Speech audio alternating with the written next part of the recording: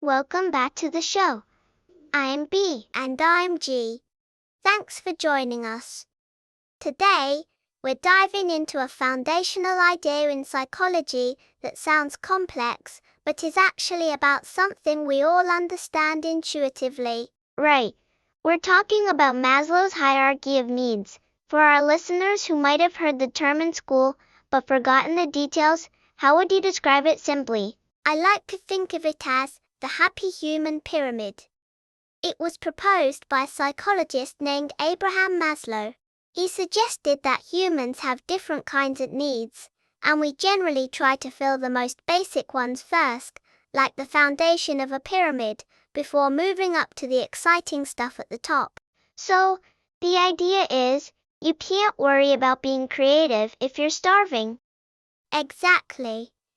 Today, we're going to share 5 key learnings from this model that can help us understand ourselves, our kids, and the people around us better. And we're going to use examples that are easy to explain to children. Our first key learning is the power of the foundation. This is the physiological needs level. These are the absolute basics your body requires to survive: air, water, food, sleep, and shelter. Okay, how would we explain this to a child? It seems almost too basic. Think about a plant. If you don't give it water or sunlight, it won't grow flowers. Humans are the same. We need our basic fuel: thirst. That makes sense. And when these needs aren't met, it's hard to focus on anything else. Precisely. Which leads to our second learning: the need for safety is paramount. Once you're not hungry, your brain's next big question is, am I safe? This includes physical safety, which means protection from harm, and also emotional safety, which is predictability and lack of fear. An example for kids? A classic example is a nightlight. Many children are afraid of the dark because it feels unpredictable. The small light provides a sense of control and security. Routine also plays a huge role here.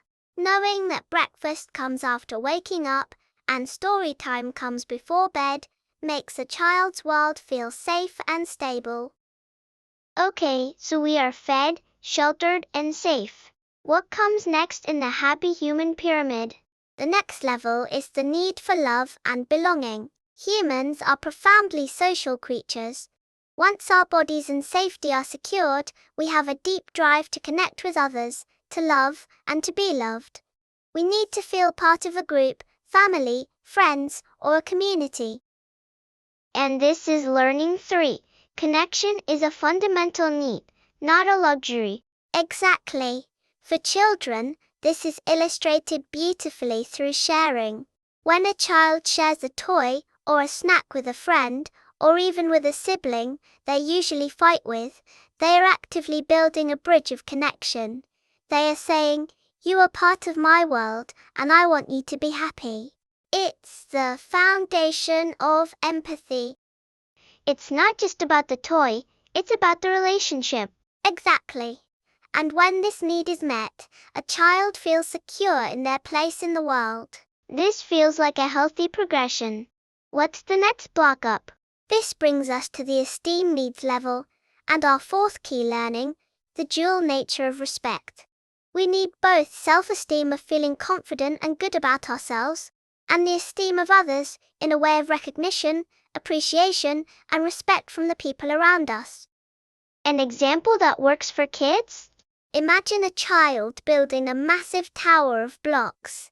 Their internal esteem comes from the focus, the trial and error, and finally seeing it stand high. But they also instantly look around and yell, look Mom, look what I did.